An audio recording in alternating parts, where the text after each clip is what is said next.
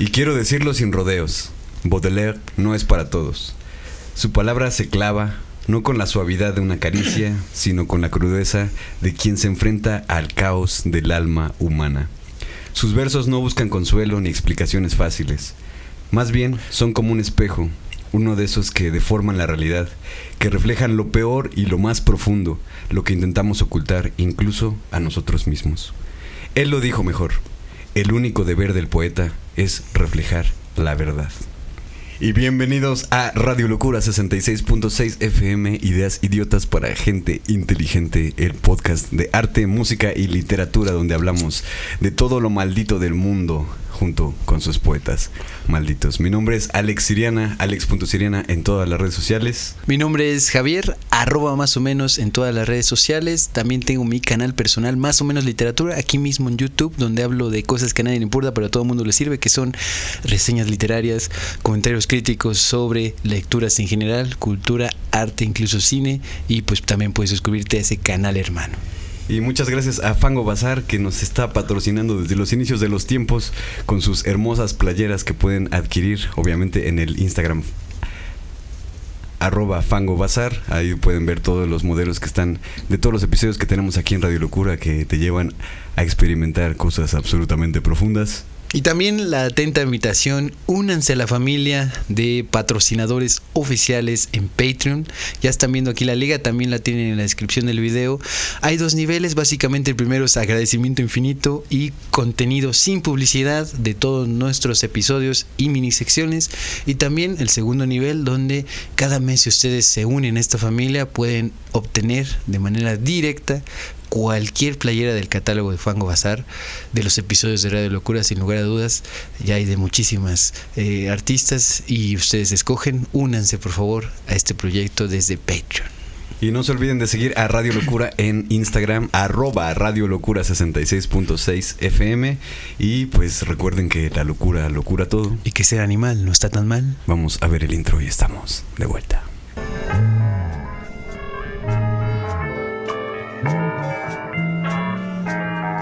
Radio Locura 66.6 en frecuencia moderada. Ideas idiotas para gente inteligente. Adiós.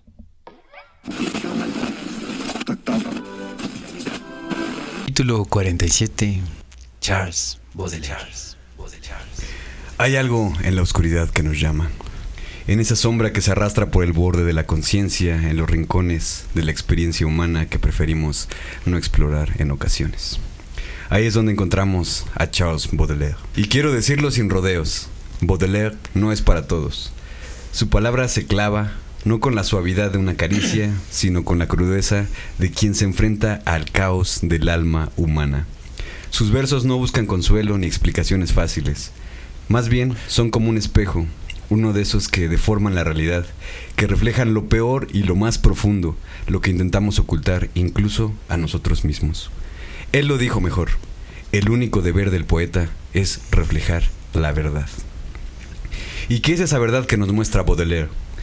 Es la verdad de lo sucio, de lo incomprendido, de lo que duele y de lo que nos asfixia. Pero paradójicamente también es belleza. Porque Baudelaire no hacía nada más que pintar la belleza del sufrimiento, la luz de lo oscuro. Hay una extraña reverencia en su obra, como si nos estuviéramos enseñando a ver el arte de vivir a través de los escombros. Leer a Baudelaire no es como leer cualquier cosa. No es el tipo de lectura que disfrutas mientras tomas un café por la mañana en la calma de un día absolutamente perfecto. No. Leerlo es como caminar a ciegas por un callejón estrecho, donde el aire se hace espeso y cada paso parece acercarte más al abismo. Y sin embargo, en este mismo abismo te das cuenta de que es allí, en lo más profundo, donde empieza a nacer una forma de comprensión. Y tal vez esa es la razón por la que su obra sigue viva, sigue resonando con nosotros. Porque Baudelaire no solo habla de su época, no solo habla del siglo XIX, habla de nosotros como seres humanos. Nos habla a todos los que estamos dispuestos a mirarlo de frente, sin tapujos. Así que hoy vamos a caminar a través de sus palabras y de su historia. No vamos a contar su vida como una sucesión de fechas, sino que vamos a hundirnos en su obra y en su vida. Vamos a entender, aunque sea un poco, por qué sus palabras aún cortan. aún nos hacen temblar. Porque Baudelaire, a pesar de todo, sigue siendo uno de los poetas más cercanos que podemos tener en esta era de superficialidad y de ruido. Los padres deberían ser dioses en la infancia. Ok. Pero su dios padre murió al poco tiempo. François Baudelaire era un hombre culto, un amante del arte, un pintor aficionado que miraba la belleza como algo sagrado. Murió cuando Charles tenía 6 años y en su ausencia dejó un espacio imposible de llenar. Para un niño, el amor de una madre debería ser un refugio y también devoción. Pero cuando su madre, Caroline, se casó con Jacques Oppic, aquel refugio se convirtió en una cárcel. Baudelaire le profesaba a este dios padre bastardo un desprecio absoluto. Oppic era su padrastro, un hombre de orden, de disciplina, de marchas militares, un general, en el sentido más obtuso de la palabra. Para Baudelaire, que desde niño tenía una sensibilidad febril, aquello fue como encerrar a un pájaro nocturno en una jaula de hierro. La madre de Baudelaire, que había sido una figura cariñosa en su infancia, empezó a alejarse cuando Oppic entró en la escena. Y aunque él la amaba, esa separación fue una herida que nunca dejó de sangrar. El afecto de su madre pasó a ser un deber y no una elección. Se volcó en su nueva vida, en su nuevo matrimonio, mientras Charles, atrapado entre las frías paredes de la disciplina y la falta de comprensión, empezaba a transformarse. Su padrastro no fue el único en desbordar su vida con su rigidez. No solo fue un padre opresivo, fue un enemigo de la sensibilidad de el pequeño Baudelaire. En este escenario, más que crecer, empezó a pudrirse por dentro este hijo de la chingada. Gracias a que se mudaron porque ascendieron a su padrastro, se mudó a Lyon, donde todo parecía aún más claustrofóbico. Lo internaron. Lo amarraron como puerco. Y se dio cuenta de que su alma no podía encajar con la rigidez del sistema educativo, pero sus problemas no terminaban con este pinche colegio. Aunque sí logró escapar al menos durante un corto tiempo, y en su fuga, al igual que un animal herido, encontró el caos de la vida bohemia que lo rodeaba, la bohemia y su refugio. En este refugio, la decadencia. Se metió en las drogas, en la noche, en los prostíbulos, en los vicios, todo mientras su madre seguía aferrada a un matrimonio que solo aumentaba el vacío que Baudelaire sentía. En París fue donde conoció a Jeanne Duval, su musa y condena. Ella era su fuego y su hielo, un amor que lo devoraba. Se enamoró de ella, y no solo de su cuerpo, instrumento de su trabajo, sino de la cadencia de su alma rota, como una mujer que lo marcó para siempre. Fue en Jeanne donde Baudelaire vio todo lo que siempre había deseado y odiado, la belleza que lo destruía, la belleza que lo salvaba. En ella, Baudelaire se encontró a sí mismo y a su sombra, la obsesión, la pasión y, por supuesto, la locura. El viaje a Calcuta fue una huida, pero también una metamorfosis. Un viaje de 18 meses que Baudelaire hizo por orden de su madre y padrastro, que pensaban que este aislamiento podría curarlo. La idea de cambiar de aire, de estar lejos de todo lo que lo había corrompido por dentro, estaba presente, pero lo que encontró en este viaje no fue ni cercanamente la paz. Encontró la oscuridad más profunda. Es ahí donde nació el germen de las flores del mal. Ahí Baudelaire entendió que la belleza podía nacer del sufrimiento. Cuando regresó a París, regresó a la misma vida loca, desquiciada y plagada de excesos que se transformó en 1848 en la ciudad revolucionaria por excelencia, instaurándose así un gobierno comunista en el cual él no participó activamente. Así es. Pero su capacidad de representar el espíritu de la ciudad en ese momento tuvo sus repercusiones en la historia y precisamente en esta historia. En un episodio baudeleriano, según fuentes no corroboradas, se unió a la revuelta de la Comuna de París y con una pistola en la mano incitó a los revolucionarios para que lo acompañaran a linchar a su padrastro, esgrimiendo las palabras: "Estoy aquí buscando al general Oppic para darle un balazo en la cara". Entonces, de regreso a este París corrupto, el mismísimo París de Jeanne, de los vicios, de los malabares con el alma, fue donde las flores del mal comenzaron a brotar. La poesía se convirtió en una necesidad desesperada para Baudelaire. Cada verso que escribía era un grito al mundo, una búsqueda frenética de una belleza inalcanzable. Y el escándalo no tardó en llegar. Los poemas fueron un desafío a todo lo establecido, y la burguesía reaccionó, como siempre lo hacía, con la moral y la indignación de los que no comprenden lo que no pueden poseer. Las Flores del Mal no solo fueron su obra maestra, sino también su condena. La justicia reaccionó con un juicio y una multa por 300 francos, que son alrededor de 1,000 pesos mexicanos. Actuales, bajo el gobierno de Donald Trump, y lo obligaron a deshacerse de 6 poemas dentro de Las Flores del Mal. Mermaron Las Flores del Mal. Pero Baudelaire, como un verdadero artista, no cedió, pero ni un pinche centímetro. En lugar de rendirse, escribió 35 poemas más, que verían la luz en una segunda publicación unos cuantos años después. Desafiante, irreverente, sabiendo que sus palabras no serían entendidas por todos, pero que sus versos serían eternos. Era la perfección del caos, una obra que desafiaría el tiempo. A pesar de los fracasos de las luchas personales, Baudelaire no dejó de ser el genio que con su fragilidad construyó un legado que perdura, como los demonios que llevan en sus espaldas el peso de la divinidad. Baudelaire llevó consigo el peso de la belleza oscura, la belleza del sufrimiento y de la decadencia. Las Flores del Mal escandalizaba porque Baudelaire no solo retrataba lo prohibido, sino que lo mostraba de una manera directa, brutal y casi insoportable. Hablaba de la decadencia, el deseo, la muerte y la miseria como algo visceral. Retrataba su propia oscuridad y la de la sociedad sin concesiones. Los lectores no estaban listos para verlo todo tan desnudo, tan real. En El Albatros, poema de Las Flores del Mal, Baudelaire compara al poeta con un albatros, un ave enorme cuyas alas pueden medir hasta 3 metros, pero que cuando toca el suelo su cuerpo parece una gallina torpe y casi ridícula. Esto representa al poeta brillante y majestuoso en su arte, pero torpe y vulnerable en la vida cotidiana. Es una humillación, pero también algo ominoso.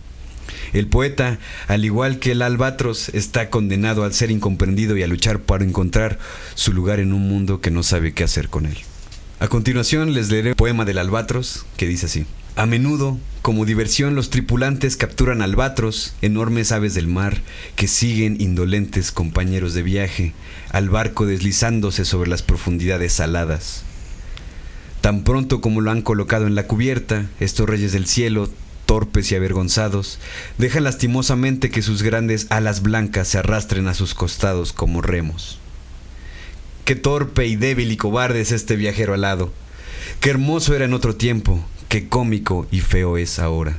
Un marinero se irrita el pico con la boquilla de una pipa, otro imita mientras cojea al inválido que alguna vez voló.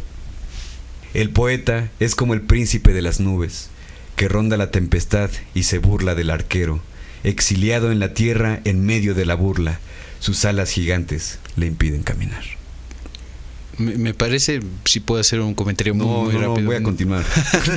Que la metáfora o la alegoría del poeta como un ave tan específica marca una pauta muy clara de lo que significa toda la tendencia poética de Baudelaire, en tanto que es algo sumamente natural, pero no lo habíamos visto de esa manera, por lo menos hasta su época, ¿no? Y en eso coincide con Edgar Allan Poe, que tiene que ver en general con Baudelaire, pero... Sí, como su padre literario, casi. Sí, ciertamente. Porque hay que recordar que Baudelaire, su madre era una persona angloparlante, es decir, hablaba inglés, y le enseñó a Baudelaire a hablar inglés desde muy temprana edad, y esto lo acercó demasiado a la literatura de Edgar Allan Poe, lo cual marcó su vida y su alma para siempre, ¿no? Sí, tanto que llegó a traducir prácticamente lo más conocido representativo de Edgar Allan Poe al francés. Todos los textos canónicos que se conocen en francés, que son de Edgar Allan Poe, fueron traducidos precisamente por nuestro Carlitos Baudelaire. A mí esta metáfora del albatros, que justamente es algo que, bueno, con este poema se puede empezar a entender qué son las flores del mal, o sobre todo es el germen para él de las flores del mal. Las flores del mal, para empezar, es un concepto que él de cierta manera acuña, o que de cierta manera quiere hacer entender a través de su obra, que es el sadismo casi masoquista que tenemos nosotros por vivir las cosas de una manera en la que podamos comprender la belleza y la verdad de las cosas, ¿no? Dicho de una manera un poco más en cristiano, pues son todas las angustias, son todos los dolores que tienes adentro que te hacen percibir el mundo de una manera más bella. Entonces, y atravesadas por la curiosidad y por la creatividad poética. Por supuesto. En el Albatros, Baudelaire ve esta figura humillante, o más bien humillada, güey, en la que él se ve reflejado, ¿no? Como esta ave súper bella, güey, que está surcando los cielos, ¿no? Literalmente dice el rey y el príncipe de las nubes, cuando está en su elemento, ¿no? Cuando está volando, pero cuando llega a cubierta, pues es un completo idiota, güey, ¿no? Y eso es algo que él ve muy reflejado en su propia vida, ¿no? Porque él, hay que decirlo, él nunca conoció el éxito, era un maldito güey marginado, ¿no? Sí. Y eso va a conectar directamente con la idea de su maldición, de ser un poeta maldito, entendiendo esos tiempos en los cuales él está viviendo, ¿no? Es una ciudad de París que ni termina de morir como una ciudad campestre o rural.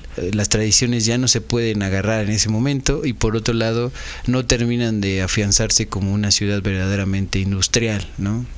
Entonces a medio camino están sí los burgueses, sí los trabajadores, por supuesto, que se originan en esa época, que son los marineros que recuperan al Albatros, o que lo cachan al menos, digamos, lo capturan. Y por otro lado, secuestran, hijos de su puta. Sí, también. Y por otro lado está esa figura, lo diferente de la poesía, encarnada o retratada como un animal, ¿no? Entonces, a mí me parece muy interesante, como fin de mi comentario, que a pesar de que está muy clara la idea de un animal que no es un animal humano, es el poeta, el del aire, no un volador, un albatros, termina cayendo no entre los salones de Versalles, no entre las columnas de las grandes cuestiones clásicas, sino en un lugar de trabajo, en un lugar de marineros, que de nuevo nos está ubicando en la época, ¿no? Entonces, si vemos ese punto medio, por eso se puede entender un poco más a Baudelaire como maldito, pero también su contexto lo condiciona, porque es el nacimiento del capitalismo en ese momento, ¿no? Y justamente hay que entender que Baudelaire es tomado en cuenta como un poeta maldito. De hecho, quizás el primero, es algo que ahí se está discutiendo, siempre se está discutiendo, pero definitivamente es uno de los más grandes en este sentido y uno de los primeros, ¿no? Sí. Y yo de repente, cuando estaba haciendo esta investigación, digo, ¿por qué chingada madre se le dice poeta maldito, no? Como vean el episodio de Pizarnik, donde hablamos también de ella, que también es llamada de esta manera, justamente porque la percepción que tienen de la realidad, más su vida, más sus versos, son todo un uno sinérgico, ¿no? Que se entiende como algo que siempre está desdeñando las cosas que no tienen absolutamente nada que ver con la cotidianidad, con los símbolos que hacen de la belleza algo palpable, ¿no? Y bueno, hay que entender que este es uno de los, de hecho es el poema número 2 de Las Flores del Mal. Uh-huh. Y este libro, pues en su momento fue sumamente funado, ¿no? Sí. Fue enjuiciado por esto. Ahorita hablaremos un poco más sobre esto, de por qué lo funan, ¿no? Por qué les parece asqueroso, porque ustedes dirán, es un pinche pájaro, güey, pues que me va a mover por dentro, güey, ¿no? Pero tiene algunos versos que están bien pinches profundos y potentes, ¿no? Dentro de todo esto, hay que entender que Baudelaire es una persona, pues, que le vale verga la vida, básicamente, ¿no? Le valía verga la vida, pero él siempre estaba viendo hacia lo más bello y lo más áulico que se pueda entender, si me permites la palabra, ¿no? Les quiero leer uno de los poemas que llegaron a escandalizar más en su época, para que en este momento se pongan así bien pinches profundos y todos oremos a Satanás. Letanías de Satán. Es solamente un pedacito para que entiendan más o menos qué es porque es un poema, pues, más un poco extenso. Más extenso, güey. Oh Satán, apiádate de mi larga miseria. Oh príncipe del exilio al cual se ha agraviado y que vencido siempre te yergues más fuerte. Oh Satán, apiádate de mi larga miseria. Tú que sabes todo, gran rey de las cosas subterráneas, curandero familiar de las angustias humanas. Oh Satán, apiádate de mi larga miseria. Tú que, aun a los leprosos, a los parios malditos, enseñas por el amor el gusto del paraíso. Oh Satán, apiádate de mi larga miseria. Oh tú que de la muerte, tu vieja y fuerte amante, engendras la esperanza, una loca encantadora. Oh Satán, apiádate de mi larga miseria. Tú que infundes al proscrito esa mirada serena y altiva que condena a todo un pueblo alrededor de un patíbulo. Oh Satán, apiádate de mi larga miseria.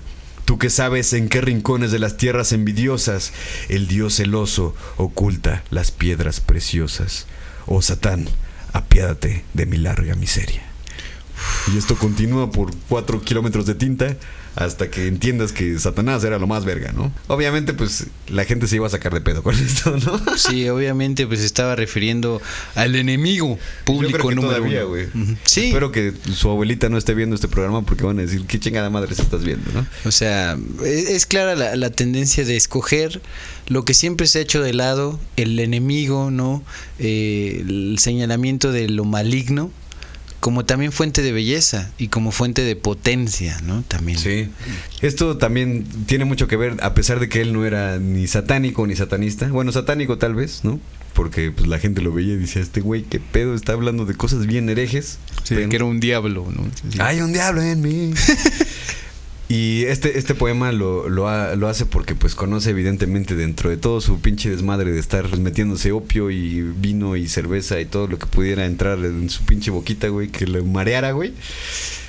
Se juntaba con mucha gente que pues obviamente también tenía este tipo de estilo de vida, ¿no? Inquietudes de Satanás. Entonces está con algunos jóvenes que le rinden culto a Satán, tal cual. Y él se queda enamorado, no nada más de la figura de Satanás, sino la forma natural que tenía la gente de representar a Satán, ¿no? Entonces esta pasión que le tiene la gente hacia Satanás, estos chicos que no tienen ni oficio ni ocupación o cómo vergas es, ni oficio ni beneficio. Esa mierda, pues se ponen a adorar a Satanás. ¿Por qué? Porque lo ven como una representación de algo que siempre pierde y siempre gana, ¿no? Siempre que pierde, regresa con muchísima más fuerza, ¿no? Como todo, obviamente, todo este mito y leyenda de que es Lucifer, ¿no? El ángel caído. El ángel caído que dices tú, pues lo tiran hacia la verga la lona, güey. Dios le dice, te sacas a la verga la chingada, güey. Lo que vine fue lo manda a la verga, lo destierra. Lo deshiela, más bien. Lo deshiela, güey. Wow. Y lo infierna. Y en realidad, pues dentro de todo este mito, Satanás llega mucho más fuerte que nunca, ¿no? Lo siembra de cierta manera, okay, ¿no? Y Baudelaire hace mucho eco de esta idea de lo que es sembrar. No solamente el mal, y quiero que entiendan en este sentido que Baudelaire no es que esté diciendo, el Satanás es lo mejor. Bueno, sí lo está diciendo, pero no lo dice. No se queda solo en eso. Exactamente. Hay una evolución en su poesía y en sus reflexiones a lo largo de su carrera también. Porque está viendo la belleza que tiene el concepto de lo malo, Satán. lo señalable en general. Ahorita porque yo se los estoy explicando, ¿no? Pero en realidad en ese momento pues tú lees estos versos y pues obviamente te daban como que cosquillas aquí atrás de donde se pone el cinturón, ¿no? Y quiero que entiendan que, bueno, este es quizás uno de los textos más escandalizadores y sobre todo porque pues está hablando de una figura que es absolutamente hereje, que todas las personas que sean adeptos a la religión cristiana, lo cual era muy usual en ese momento en París, pues obviamente van a sentir que se está hablando de algo absolutamente hereje, ¿no? Algo muy tenebroso. Esto solamente es un ejemplo, es lo que quiero dejar patente, que esto solo es un ejemplo de alguna de las cosas que están incluidas en ese pequeño librito, así como lo venden, todo chiquito, todo pendejo. En realidad tiene versos muy potentes, ¿no? Sobre todo tiene ideas que llegan a ser demasiado oscuras y llegan a ser demasiado violentas para la gente, incluso en este momento, ¿no? Sí, siguen teniendo efecto. Sí, y eso es lo que hace a Baudelaire un gran artista. Y un gran poeta que tiene eco a través del tiempo, y ahorita hablaremos un poco más de cómo es que tiene que ver con la eternidad de la belleza Baudelaire, ¿no? Por poemas como este llega a ser censurado, obviamente. Sí. También tiene poemas donde habla acerca de la prostitución desde un punto de vista donde no le da razón a ninguna parte, no le da razón a la gente que lo ve como algo inmoral y tampoco lo ve como una victimización.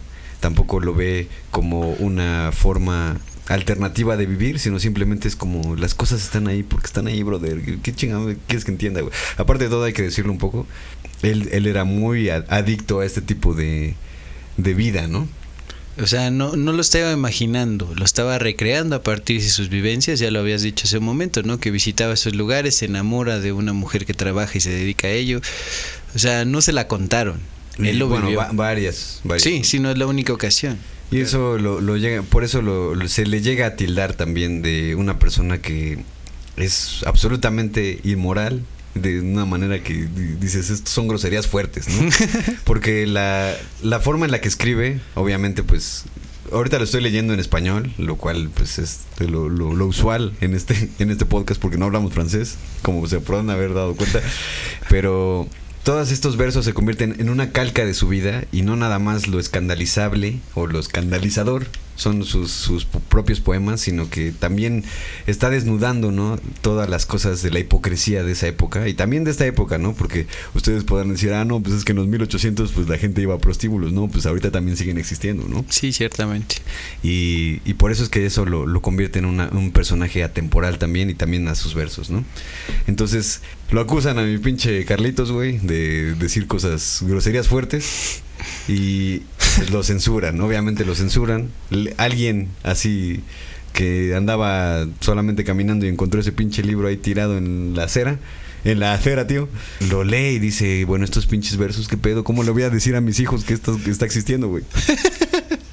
Entonces, obviamente lo llevan a un tribunal y ante la censura y acusaciones que recibió por su obra, el mismísimo Baudelaire respondió esto: todos los imbéciles de la burguesía que pronuncian las palabras inmoralidad, moralidad en el arte y demás tonterías me recuerdan a Louise Villedieu, una puta de a 5 francos, que una vez me acompañó al Louvre, donde ella nunca había estado, y empezó a sonrojarse y a taparse la cara.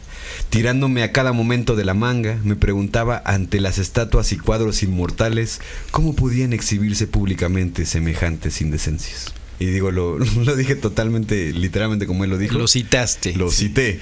El punto es que él está de esta manera expresando pues la hipocresía de la gente que estaba diciendo como no, es que como Baudelaire va a estar hablando de la prostitución, cuando la misma gente que lo estaba enjuiciando eran personas que estaban concurriendo a esos lugares, güey. Sí, entonces no se escapa, para empezar, de visitar el Louvre, ¿no? Los museos, o sea, él está enterado, es una persona que le gira, ¿no? Se educa, traduce a Edgar Allan Poe, etcétera, etcétera, pero también reconoce que muchos de los que empiezan a acumular poder y a ser burgueses, ¿no? Estar como viviendo esa elevación de los comerciantes que se vuelven un poco exquisitos, que también son bastante hipócritas, que quieren ocultar lo que está sucediendo. En realidad, no solamente para los de la calle que visitan esos lugares, sino también que ellos mismos están, por las mecánicas del capitalismo, propiciando, ¿no? Entonces es como, tampoco se crean así como los muy santos, ¿no? O sea, ustedes también tienen deseos, ustedes también van a esos lugares, sí. y que no lo sepan ver, o que quieran voltear la cabeza y decir,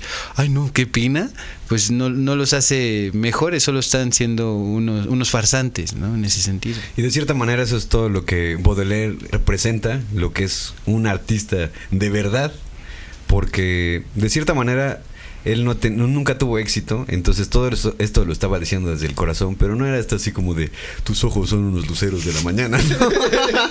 No lugares comunes, pues sí. Literalmente eran los lugares más bien eran los lugares más comunes, pero los lugares de los que nadie habla. No lugares comunes en la poesía, exactamente. Ajá. Cómo habla de las drogas, ¿no? Él está muy metido en las drogas, obviamente. Y pues si ya hablo de Satanás, y ya hablo de la prostitución, y habla de las drogas, pues ya, ¿qué más das a hablar del vino, del opio, del hashish, ¿no? De hashish. Sí, y sobre todo que también, o sea, la parte importante de él es que siempre estaba buscando ese toque muy subjetivo que tiene el vivir cosas fuertes, ¿no?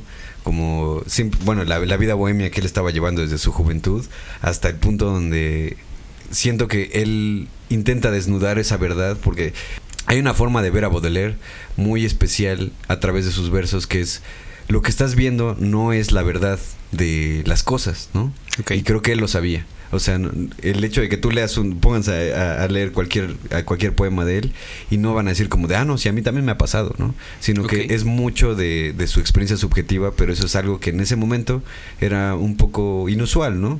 inusual en el sentido de que no todos estaban hablando de su experiencia estética de las cosas, y así es como instaura esta forma en la que los poetas y los músicos y los artistas en general, digo, no lo empezó él como tal, pero digo, cuando te vas un poco hacia atrás en el arte, pues te das cuenta que los artistas en realidad han sido muchas veces artesanos, ¿no? Es decir, personas que les dan un encargo como de, pues sí, como a Da Vinci, ¿no? Todos piensan como de, este güey es un gran artista, pero pues en realidad es un gran artesano, porque él pintaba casi cosas que él le decían que pintara, ¿no? Como Miguel Ángel también, todo el Renacimiento, ¿no? Sí, claro.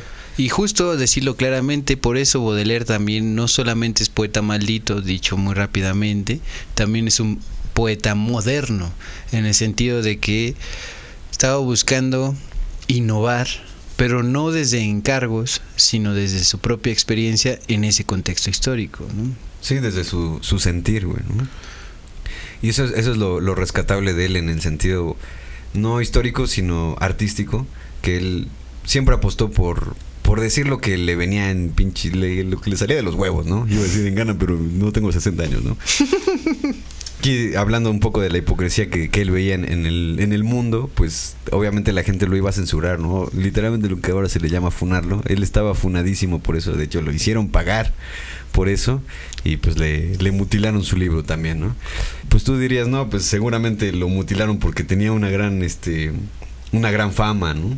Pero en realidad esto no fue así. Fue simplemente porque alguien llegó a leer su libro y dijo, estas mamadas no quiero que las anden leyendo. Si le ponen esa madre de parental advisory a los discos de quien quieras, ¿no? Que diga fuck, pues en esa época obviamente se iban a escandalizar por mucho menos, ¿no? Y obviamente también si ahorita sacas un disco satánico, pues te van a mandar a la chingada, pues básicamente toda la sociedad, ¿no?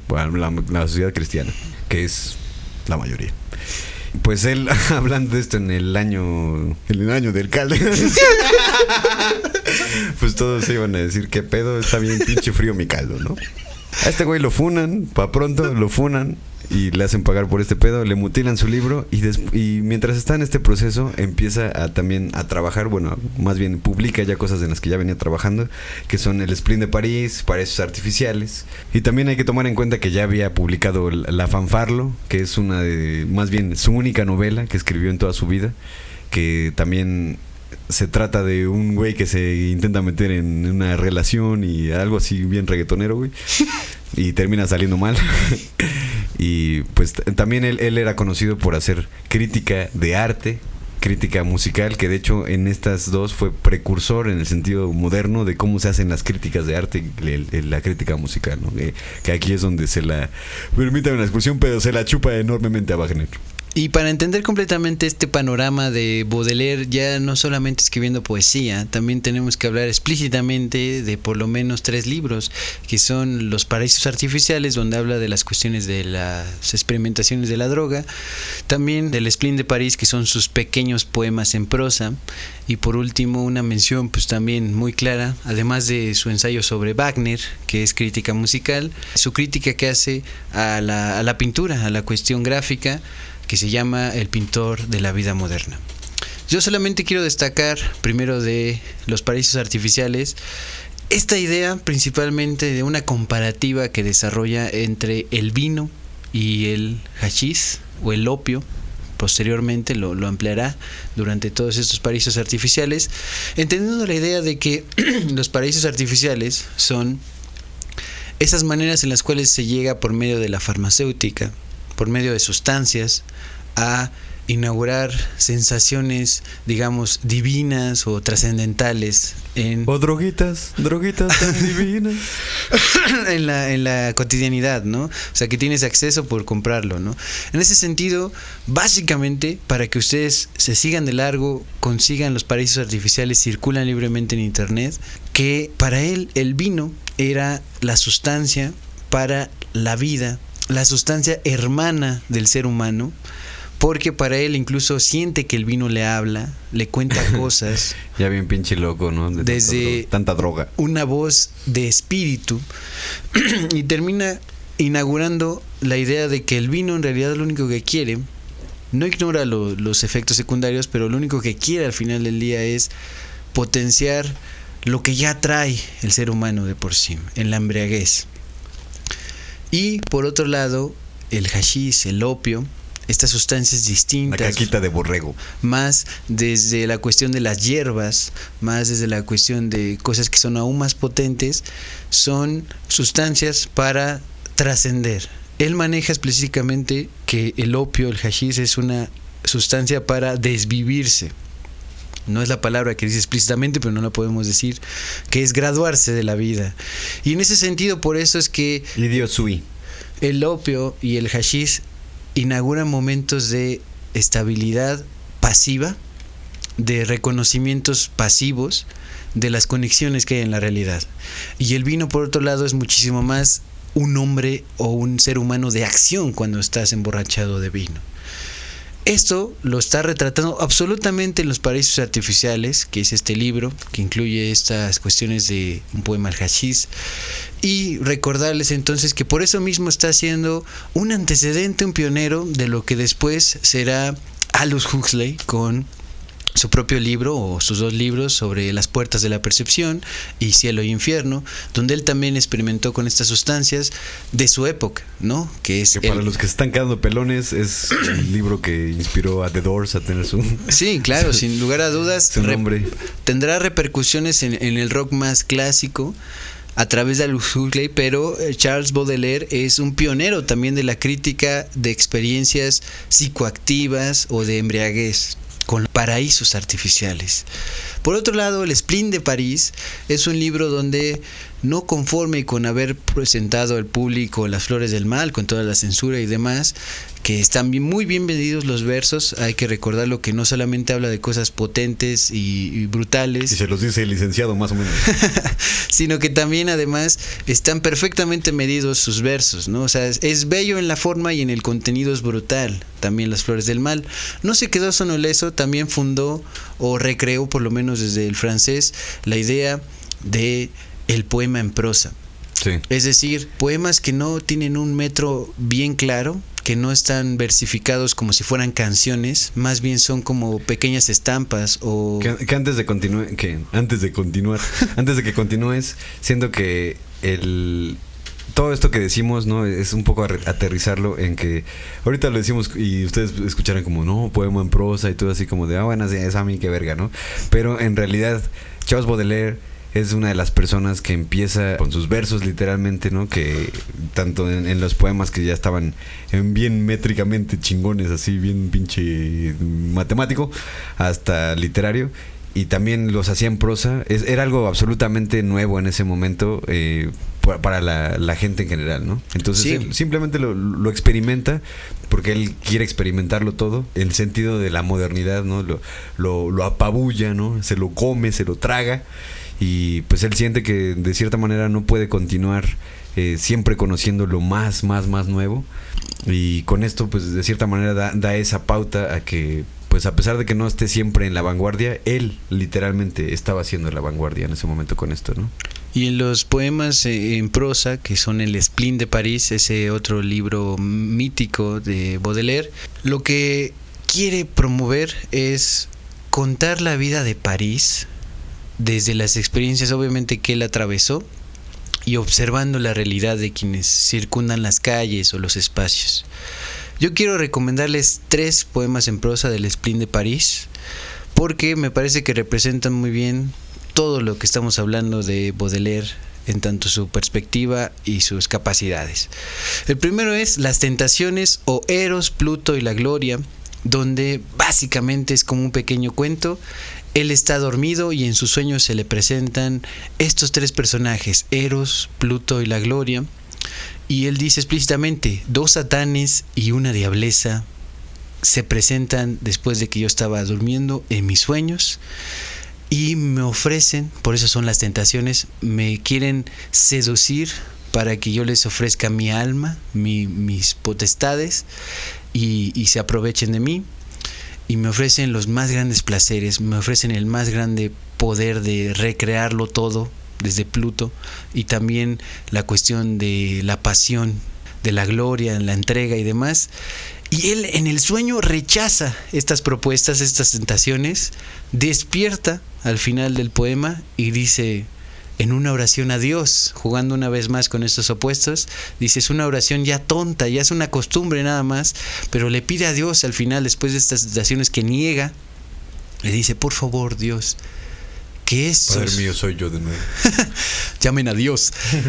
Estos diablos que me ofrecieron todo, desde distintas perspectivas, que vuelvan, ahora que estoy despierto, ahora que soy más débil.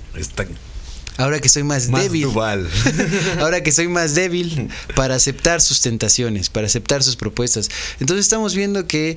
O sea, imagínate pedirle a Dios que regrese el diablo, güey. Es una idea fenomenal. Es potente. Y es un quiebre, ¿no? Es una suerte de varias ideas que dices, bueno, ya estaba definido, pero lo volvió a cambiar, lo volvió a cambiar, lo volvió a cambiar. Porque primero son diablos, después son diablos en el sueño, cuando despierta le pide ayuda a Dios y finalmente a Dios que le pide que los diablos regresen, ahora que sí puede aceptarlos en su día a día. Que si despierto sea el diablo. Ese es el primero, ¿no? Las tentaciones, sí. O Eros, Pluto y la gloria. El segundo se llama el jugador generoso, porque ahí el jugador generoso es nadie más que el diablo en persona. Él está caminando en medio igual de París, en medio de la muchedumbre de un bulevar, y de repente un ser misterioso le toca y le dice, le invita a compartir unas cervezas, un vino, ¿no? Y a apostar. Lo que sucede entonces... Y este güey, como es gorrón, dice, chinga su madre. Se meten a una cantina, ¿no? Un espacio así, y él termina apostando su alma. Todo esto es de manera muy sutil, ¿no? Lo va contando de manera más misteriosa, pero es la idea en general. Y él se da cuenta de que el diablo le está contando cosas que a nadie más le ha contado sobre, por ejemplo, ¿últimamente has visto a Dios, querido señor? Le pregunta el poeta en este ejercicio en prosa, y él le dice, sí, pero con la elegancia de dos gentiles caballeros que no se pueden reclamar nada porque aún tienen rencores en el corazón. Ese tipo de cosas entre el diablo y Dios. También le dice que él muchas veces, el diablo en persona, asiste al final o al fondo de las aulas a las clases de los académicos porque él quiere seguirse preparando. El diablo está vivo en este poema. Termina él apostando entonces su alma y más sabe el diablo por ir a la universidad. Diablo.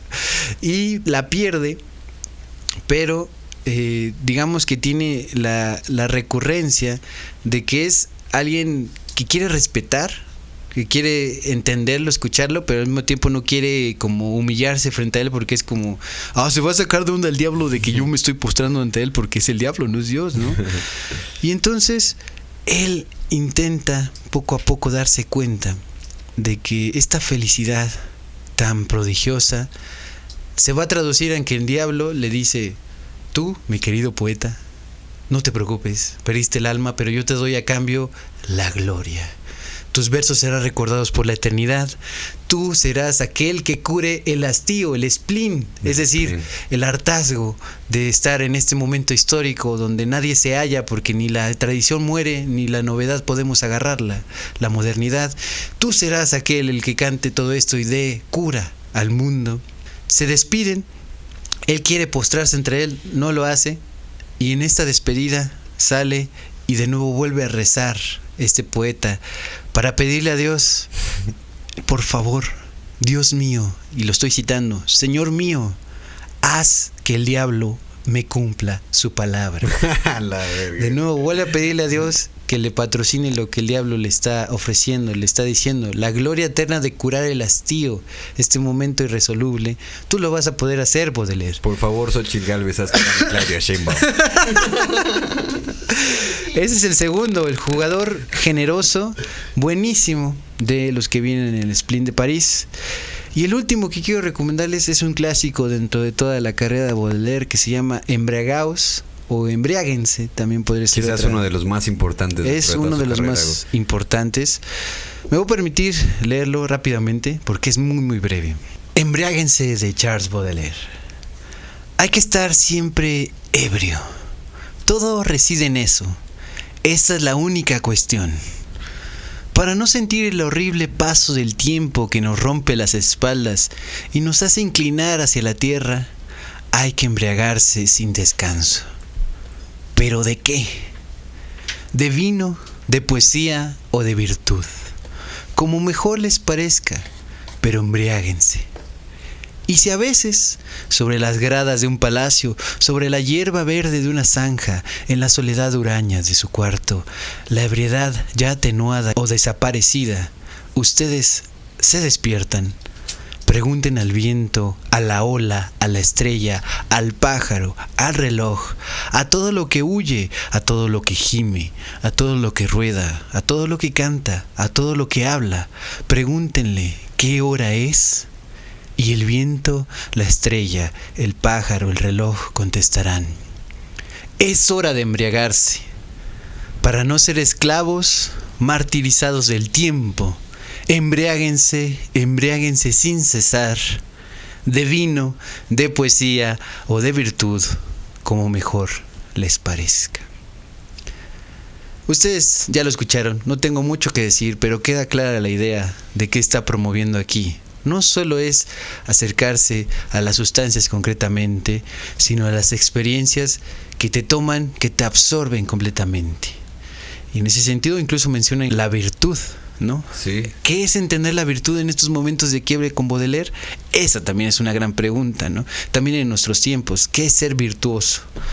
Pues yo creería por lo menos que experimentar lo que estás haciendo, tus propósitos, hasta las últimas consecuencias. Sí, en ese sentido, nada más rápidamente, hay que recordar que figuras tan grandes como Nietzsche se nutren mucho de estos pensamientos de Baudelaire. Sin duda. Y justamente es como, solamente lo quiero hacer patente porque me encanta decir eso, el arte siempre está viendo más allá y más temprano que la ciencia, la filosofía y todas estas cosas, porque siempre es una perpetua exploración, ¿no? Sin Esto duda. se ve muy, muy claro en Baudelaire. Y por eso también se puede decir, se ha dicho varias veces, que lo que Baudelaire hizo desde la poesía, desde su propuesta literaria, lo estaba explorando dentro de la filosofía y la cuestión económica de Karl Marx. En esos mismos tiempos, son contemporáneos. Y en Rusia lo hizo Dostoyevsky. Es decir, está con esa hermandad de personas que están queriendo explorar la realidad con todas sus contradicciones y con todas esas cuestiones que te sumergen en no poder disfrutar y al mismo tiempo redescubrir en lo cotidiano lo bello, a través de lo feo, lo hermoso, a través de la decadencia, momentos todavía de cosas sublimes. Y justamente en este momento quiero que vayamos también a este maravilloso texto que es Matemos a los pobres, ¿no? En este caso también viene incluido en el Spleen de París. Es básicamente el club de la pelea sí, para Charles Baudelaire. Está cagadísimo. Si ustedes han leído la novela del Club de la Pelea o visto la película, me entenderán, pero ahí va. Trata de esto, este pequeño texto. Básicamente es el poeta, de nuevo caminando las calles, que se encuentra con un mendigo, ¿no? Con una persona que está pidiendo limosna. En situación de calle. Exactamente, esa es la terminología correcta. Y él piensa por un momento, si algo puedo poner en juego, si algo puedo reactivar aquí, si puedo apostarme en ello, es que él reconozca sus capacidades y su libertad de acción. Y en lugar de darle una moneda o seguir de largo, le empieza a meter unos puñetazos a la persona en situación de calle, le da varios, lo tumba y como un momento, como si se levantara un coloso, vuelve a ver al que está agrediendo, él se levanta, se incorpora y lo dice en este poema en prosa: y yo vi despertar en él la potencia que siempre estuvo ahí, porque me devolvió los golpes, me cerró los ojos, dice, me apagó los ojos, me voló 4 dientes. Y yo quedé aún más fulminado que él, tirado en el piso. Él agarró un palo que yo antes había usado para agredirlo y me lo dejó caer más veces de lo que yo lo hice. Es el club de la pelea para Baudelaire. Y cuando yo finalmente medio me enderecé un poquito y él entendió una ligera pausa honorable, yo le dije: creo que te ha quedado claro de lo que eres capaz, de la potencia que tienes, de que puedes tomar tu libre albedrío todo el tiempo y que esta lección puedes hacerla tuya. Y el final del poema en prosa es: él me respondió que había entendido mi punto y que seguiría mis consejos tan de acción, tan brutales. Entonces, maltratar a los pobres habla de esto, de que a veces como Hombres de Acción específicamente, se revelan otras cosas dentro de esto que está podrido, ¿no? O sea, ¿cómo es que, imagínense esa escena, cómo es que un poeta de repente empieza a golpear a una persona en situación de calle? Imagínense ustedes caminando por la calle y de repente ver a una persona y en vez de darle 10 pesos le metes un pinche vergazo así en el ojo, güey. Y luego te lo regresa No y mames, los dos güey. terminan teniendo una lección entre sí, ¿no? Es el club de la pelea para Y sobre Baudelaire. todo que Baudelaire es una persona que de cierta manera ya lo había calculado. O sea, no se le ocurrió solamente, sino que lo planificó antes de empezar a agredir. Digo, esta es la lección que él y yo tendremos, ¿no? O sea, Sí. Eso es lo que le hacía, no maldito en el sentido de que, miren qué pinche cabrón. Malévolo. Malévolo, sino que simplemente él quería sacar lo más puro de las interacciones del ser humano con el ser humano o el ser humano con el mundo, ¿no? Y por eso coincide muchísimo con Nietzsche, que será después, con eso de filosofar a martillazos de Nietzsche. Exactamente. Está aquí en germen desde la poesía, desde la cuestión rítmica y poética de estas estampas de París que son el spleen de París. Y sobre todo dejar patente con aquí matemos a los pobres, aporremos a los pobres, maltratemos a los pobres o como le quieran llamar, deja muy, muy patente la idea de que esta libertad creativa del ser humano y esta libertad absoluta que puede llegar a tener, ¿no? Muy volteriana, concluye en que esa libertad se gana porque está en potencia siempre, pero siempre hay que llevarla de una manera como una bandera, ¿no? Es decir, yo soy libre porque ejerzo todo el tiempo mi libertad, no solamente porque me la gane un día y ya soy libre, ¿no? Sino que todo el tiempo tienes que ser libre. Eso es lo que me parece rescatable de eso, ¿no? También es como una lección de que a diario se escoge amar a quien tú decides amar, a diario se escoge innovar, seguir explorando, y no es una decisión única, sino reiterativa para inaugurar más posibilidades. Y por último, el texto que le dedica a un amigo suyo que hacía acuarelas, que incluso fue a la guerra de Crimea. De Irak. No, pero es el equivalente de esa época, donde él buscaba capturar viñetas, otro artista. Él retrataba lo del día a día, en trazos rápidos, en sketches rápidos e incluso en caricaturas de acuarela. Y Baudelaire le dedica un texto que se llama El pintor de la vida moderna, y la idea clave de ahí, si ustedes quieren profundizar adelante, es para que se guíen, existe lo eterno, lo sublime, lo bello, digamos con mayúscula, y existe lo mundano. Esas dos cosas en tiempos de Baudelaire se presentan nunca más claramente como combinadas, y eso nos toca a nosotros también. En el día a día, en la fealdad, en las cosas crueles se puede alcanzar alguna belleza, alguna cuestión sublime, algún descubrimiento, y en lo más sublime también hay cuestiones cotidianas, ruines, cuestiones que no se terminan de establecer con lo rápido que que son las más evidentes. El consumismo y cuestiones más modernas, desde luego. Y eso lo empieza a jugar y lo compara con que el artista entonces que puede capturar lo bello de lo eterno, de lo clásico, también lo puede obtener o capturar del día a día más modernizado o en modernidad continua. Y por eso son como juegos de niños. Vuelve a recuperar esa idea de que esta potencia de captura de lo moderno, de la novedad, también viene muy patrocinada por tener ojos de niño, por ser un poeta niño. Y en eso tiene que ver también con esta idea de ser un maldito incomprendido, también como un niño que está aprendiendo. También con Alejandra Pizarnik. Sin duda, sí. Totalmente. Y justamente hay que entender que estos textos los decimos porque se llevan a cabo en estos años donde está todo este juicio, ¿no? De Las Flores del Mal, que es uno de, bueno, más bien es su obra más grande porque literalmente es la que más extensión tiene y la que más revuelo causó en su momento. Pero en este juicio, pues obviamente, más que, iba a decir, lo pierde todo no porque el juicio en sí mismo lo castigue de esta manera, sino que él se da cuenta de que tiene que dejarlo todo para empezar de nuevo, ¿no? Para él, este juicio fue más que solamente un castigo, ¿no? Fue el desencadenante de un exilio autoimpuesto que lo llevó directamente a Bruselas, donde en su cabeza aún flotaba la idea de reconfigurar su relación con el mundo de alguna manera, pero claro, por supuesto, como lo hemos estado diciendo, nada de esto funcionó. ¿Por qué? Porque en su vida nada funciona. Él no conoce el éxito, él no conoce básicamente todo lo hermoso que ustedes puedan llegar a sentir. Él nunca lo sintió. ¿No? Que te asciendan, que te den un buen sueldo, que te apapachen y te digan gracias por ser el empleado del mes. Este güey nunca lo conoció. En Bruselas intentó reponerse de todo esto, tratando de encontrar algo de estabilidad. Dedicó 2 años a dar conferencias de arte y en estas conferencias trataba de transmitir su visión única. Esa misma visión que había indignado a todo pinche París, ¿no? Que ya había empezado también con esta relación con Joan Duval, que lo había escandalizado porque dijeron, ¿cómo este güey anda con una persona, una mujer de la noche, ¿no? Roxanne. Esto resultó en un fracaso rotundo el llegar a Bruselas, porque casi nadie iba a sus conferencias. No, para nada. Y lo peor es que ni siquiera las pudo hacer lucir como una especie de estampa o recordatorio de su genialidad, porque era obvio. El público no estaba preparado para escuchar su voz tan poética, telúrica y ácida. Y cuando pensó que su obra completa podría ser la llave de una nueva vida, es decir, republicar todas las cosas que él ya había hecho durante toda su vida hasta ese momento, así es, y que de aquí viene la fama y todo eso, pues esa puerta se cerró. Intentó una edición de su obra completa, pero también fracasó estrepitosamente. Al final, todo parecía estar fuera de su control.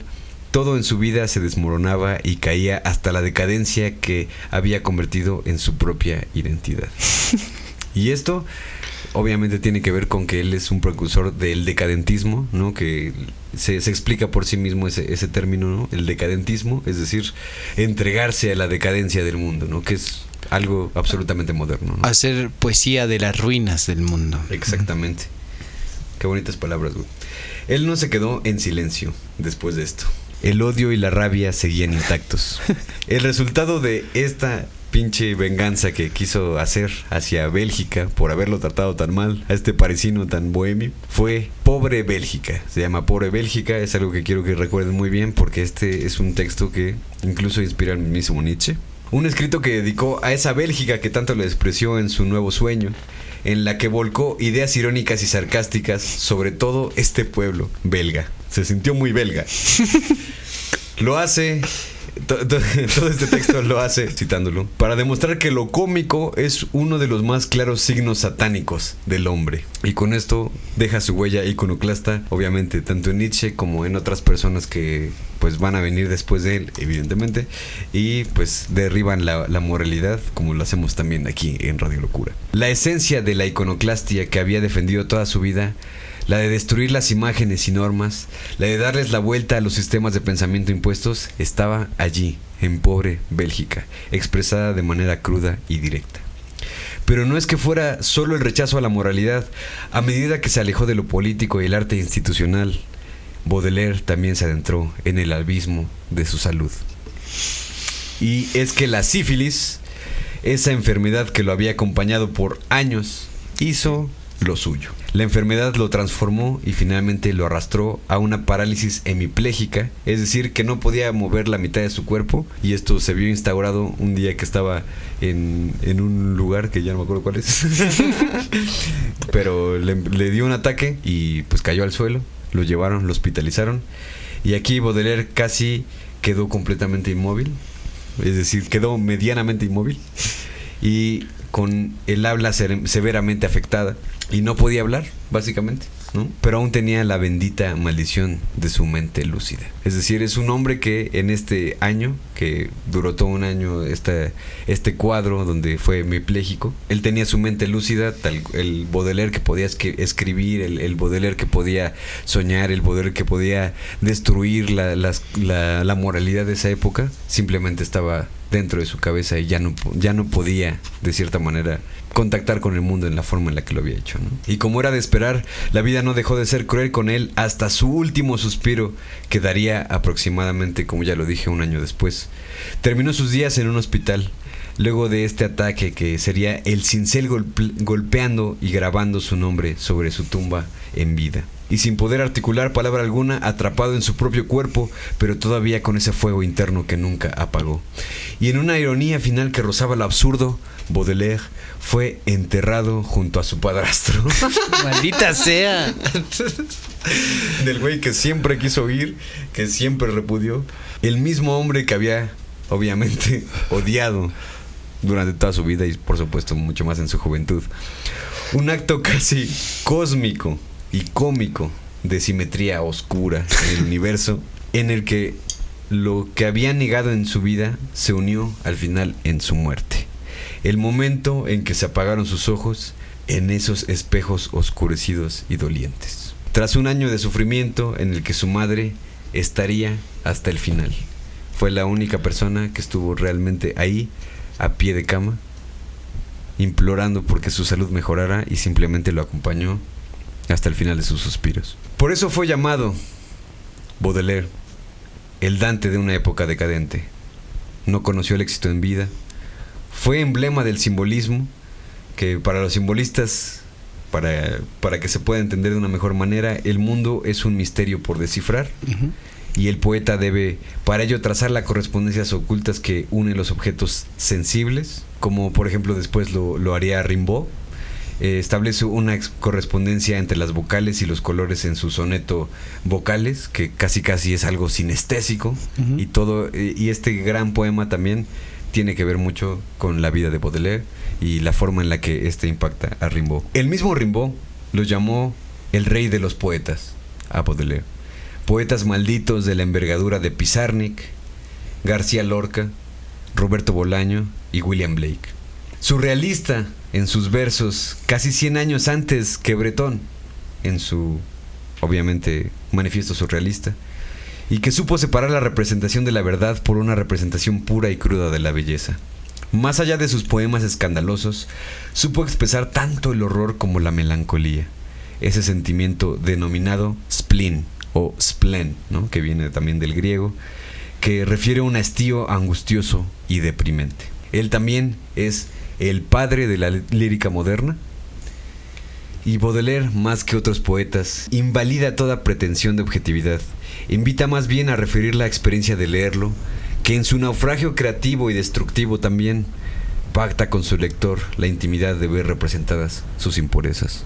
Baudelaire es el poeta síntoma de la enfermedad de los tiempos modernos. Y antes de que nos vayamos, quiero que comentemos y platiquemos este bello poema. Me siento como en el Canal 11. La fuente de sangre. Y se los voy a leer, y ahorita vamos a intentar entender por qué los versos que él pone son tan potentes, ¿no? Desde luego. Y aquí les va. La fuente de sangre.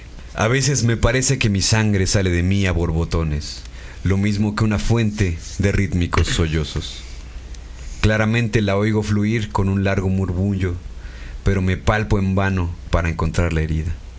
Por toda la ciudad, como en su propia finca, ella se extiende transformando los adoquines en islotes, apagando la sed de todas las criaturas, tiñendo de rojo la naturaleza entera. He rogado muchas veces a los vinos capciosos que al menos por un día adormezcan el terror que me consume. El vino aclara la vista y agudiza el oído. He buscado en el amor un sueño que me haga olvidar, pero el amor es para mí solo un colchón de agujas hecho para dar de beber a esas crueles mujerzuelas. Literalmente lo que está diciendo aquí es que él sangra sus sentimientos hacia el mundo, ¿no? Él está intentando también encontrar su herida, que de cierta manera él todavía no lo sabía, pero era prefreudiano, ¿no? Ok, cierto. Recordemos que Freud es una persona que más o menos como Copérnico empieza a dar este giro, ¿no? Le llaman el giro copernicano en la física, cuando de repente dices, no, es que la Tierra es el centro del universo. Es el centro del universo. Y Copérnico dice, no, a ver, chiquito, no seas pendejo. El verdadero centro del universo, al menos de nuestro universo, es el Sol, ¿no? Así es. Esto se le llama el giro copernicano. Freud lo hace con el yo. Freud dice, el verdadero giro que nosotros tenemos que hacer en cuestión de la psicología no es tanto que es de cierta manera lo social, sino qué es lo que está dentro de nosotros, ¿no? Debatible también, pero Baudelaire hace esto como el giro copernicano, y de cierta manera podría ya decir después de todo este capítulo el giro baudeleriano que le da a todo esto. Así es. Es cómo las experiencias hacen que un ser humano sienta las cosas de una manera tan profunda que de repente se sienta inmerso en un mundo de mentiras que parecen verdades que parecen mentiras, y que todas estas cosas terminan ayudando a que un ser humano se sienta en el lugar que tiene que estar. Baudelaire es una persona que todo el tiempo intenta transmitir la forma en la que ve el mundo, pero no ignorando el mundo, y por eso es que él es el precursor de el fundamento del simbolismo, ¿no? Que un simbolismo que ya estaba de cierta manera demarcado por Edgar Allan Poe. Okay. Uno de sus grandes dioses, una de las personas a las que él sin lugar a dudas admiraba. Y Baudelaire en este tipo de versos que digo, obviamente tiene muchísimos poemas en los cuales también podríamos ahondar, pero aquí en La Fuente de Sangre, y quisiera que me diera su opinión el licenciado más o menos, sobre lo que significa para él La Fuente de Sangre, porque La Fuente de Sangre está hablando de ese yo prefreudiano, que es lo que yo hablo, ¿no? El giro baudeleriano es precursor al giro freudiano. Yo lo que quiero decir de la Fuente de Sangre es ubicar que la herida está en el mundo. ¿Y qué es? Por eso es que no la encuentra, ¿no? No la encuentra, pero él es quien la siente. Por eso es síntoma de ese mundo en el cual no termina de morir la tradición y no termina de cacharse la modernidad. Y de hecho nosotros no podremos captar tampoco ni la tradición, ni mucho menos. Y no se diga por otro lado, tampoco podemos captar la cuestión más moderna, ¿no? Incluso se ha hablado que nosotros vivimos en lo postmoderno, ¿no? Que viene después de la modernidad. Es que son posmos, güey. Y ahí es hablar de que hay distintos relatos, ¿no? Hay distintas maneras de entender la realidad. Pero con Baudelaire es simplemente, con toda la complejidad que implica eso, sentir algo más allá de tu cuerpo, de tu mente, de tu realidad perceptiva, de tus ojos, que está marcando la época y que está mermando a todos. Los trabajadores que ahí se originan, de la industria más potente capitalista, los burgueses que no terminan de hallarse y que al mismo tiempo quieren perseverar en las tradiciones de sus padres, de sus abuelos, los reyes que caen en esta época. Él está justo en esta Francia que termina de desechar, y al mismo tiempo no, porque después vuelve a haber emperador, pero en todo caso que se intenta una vez más quitar a la denominación de los reyes por derecho divino. Y por eso yo decía hace un ratito en el episodio, que lo que Marx está marcando desde la economía, desde la filosofía, desde la filosofía materialista, y lo que Dostoyevsky está marcando desde Rusia, también lo que Freud hará tiempo después, desde Viena, ¿no? Y después desde Londres, Baudelaire lo está marcando adelantado a sus tiempos y adelantado a las otras técnicas desde el arte. Y sobre todo insistir que no parte de la nada, está bien metido, embuido en esa cuestión de una Europa con sumos avances en la cuestión industrial, pero también una Europa que no sabe cómo dejar ese interregno, ese abismo entre estas dos evoluciones. Y desde nuestra parte, desde Hispanoamérica, pues también recordar que pues tampoco hay que irnos muy lejos. O sea, nosotros vivimos siempre en desfase de los mayores avances de la humanidad, por lo menos de Occidente.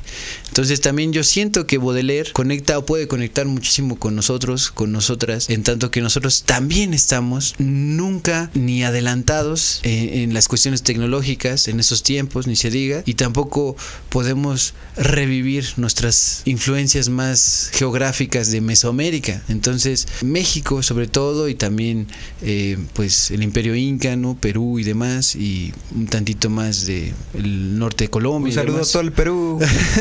Recordar que a lo mejor con nosotros, con los hispanoamericanos, Baudelaire puede resumbar más, porque nosotros siempre estamos, lamentablemente, instalados todavía en ese momento en el cual ni llegamos a la tecnología más avanzada ni recuperamos nuestras raíces. Eso también, para decirlo, en un espacio liminal. Exacto, es como esa cuestión extraña que te sientes incómodo, pero al mismo tiempo tienes curiosidad, pero al mismo tiempo estás como, me la estoy pasando de la verga, y al mismo tiempo me la estoy pasando bien raro, pero esto está genial porque está pasando algo. Y lo que yo quiero decir en resumen, que alguien que examina muy a profundidad y muy detenidamente, con toda su capacidad, y también un brillante pensador que es Walter Benjamin, un alemán, pero que se acercó a distintas tradiciones poéticas y literarias y artísticas, se acercó a Baudelaire, a su obra, y encontró ahí que justamente al estar retratando en París este caso que ni lo viejo termina de morir ni lo nuevo termina de nacer, estamos, digamos, cocinándonos en este germen incómodo de la realidad propia de América, ¿no? de Latinoamérica, de Hispanoamérica, de la realidad propia de esos tiempos después de la Segunda Guerra Mundial, de esta realidad contemporánea de 2025, de 2025. de los locos años 20 de este siglo, de los distópicos años 20. Por cierto, vean el capítulo de los locos años 20. Sí, buenísimo también, que ya tenemos en el canal, que estamos siempre inestables, ¿no? Cayéndonos, pisando las nubes, pero al mismo tiempo siendo unas putas ruinas. Y Baudelaire ya estaba ahí marcándolo, desde París. Y el caso de París se puede extrapolar a la Ciudad de México, a Puebla, a Santiago de Chile, a Colombia, a Bogotá, a Torreón, inclusive hasta Texas, Habana, ¿no? A California, porque están conectadas con esta parte más... Dejen ahí de donde nos están viendo, porque sí, seguramente también están en decadencia. Sí, y no solo es decadencia, sino Baudelaire propone que a pesar de estar incómodos en estos espacios liminares, en estos momentos que no se terminan de inaugurar ni de clausurar, se pueden recrear las cosas, encontrar no esperanza, pero sí belleza, por lo menos. Y la belleza nunca es vana, la belleza nunca es poca, la belleza nunca, considero yo personalmente, y creo que estarás de acuerdo, si la desechamos es para entrar en una recreación de esa misma belleza. No es verdaderamente dejarlo para morir para siempre, es una transformación que a lo mejor no sucede afuera, sucede en nosotros. Y eso es lo sublime, eso es la estética, y eso es también Baudelaire. Pues muchas gracias, licenciado, más o menos por decirnos todo esto. Es algo bastante nutritivo. Y quiero terminar este capítulo con uno de los poemas que hace entender de cierta manera directa lo que es Las Flores del Mal. Venga. Quiero que entiendan que este poema habla exactamente de lo que tratan las flores del mal, que como ya lo había dicho y solamente lo quiero dejar patente, las flores del mal son aquellas cosas que brotan de nuestra alma, de nosotros mismos, de nuestra existencia, que nos hacen sentir que la belleza existe, pero es a través del dolor, a través del masoquismo, del sadismo, de ver las cosas reales, crudas. Y este poema se llama La Destrucción. A mi lado, el demonio sin cesar revuelve, nadando a mi alrededor como un aire impalpable. Yo lo trago y lo siento, quemando mis pulmones, y de un deseo eterno y culpable de llenarlos. Toma a veces, sabiendo cuánto me gusta el arte, la forma de la mujer más seductora, y acudiendo a engañosos pretextos cobardes, acostumbra mis labios a sus depravados hechizos. Lejos de la mirada de Dios así me lleva, jadeante y deshecho por la fatiga, al centro de las profundas y desiertas planicies del hastío. Y en mis pupilas llenas de confusión, arroja mancillados vestidos y heridas palpitantes. Y el sangriento artificio donde habita la destrucción. Y muchas gracias a las personas que nos vieron hasta el final de este episodio. Les recordamos que tenemos mini secciones de lunes a viernes y obviamente les agradecemos mucho sus likes, sus comentarios. Díganos qué les pareció este episodio de Charles Baudelaire. Compartan este episodio a cualquier persona que ustedes estén reconociendo, que no se termina de hallar en estos cambios tan rápidos de nuestros tiempos también. Ya saben que telepáticamente, incluso en este momento, tal vez estén viendo este video, yo ya esté muerto, pero todas las cosas que estén platicando de las cosas que ven aquí en Radio Locura son siempre cosas, siempre estoy diciendo cosas, son cosas que nos van a mantener vivos a través del tiempo, justamente como Baudelaire a través de sus versos. Muchísimas gracias a Fango Bazar, patrocinador oficial. Por supuesto, ustedes pueden hacer sus encargos en Instagram, ya está apareciendo aquí en la portada. También no dejen de unirse a nuestra familia en Patreon. 2 niveles, ya lo expusimos desde un principio. Por favor, es una manera más de hacer posible episodios como este, de Baudelaire, pero también de otros que estarán saliendo en las siguientes semanas. Mi nombre es Alex Siriana, alex.siriana en todas las redes sociales. Mi nombre es Javier, @ más o menos en todas las redes sociales, más o menos literatura también aquí en YouTube. No se olviden de seguir a Radio Locura en @radiolocura66.6 FM en Instagram, donde podrán ver los adelantos de todas las cosas que están por venir y también muchas cosas que no quedaron aquí en el episodio. Recuerden que la destrucción lo cura todo. Y que ser Baudelaire no está para nada mal. Esto fue Radio Locura 66.6 FM, ideas idiotas para gente inteligente. Y arreboa.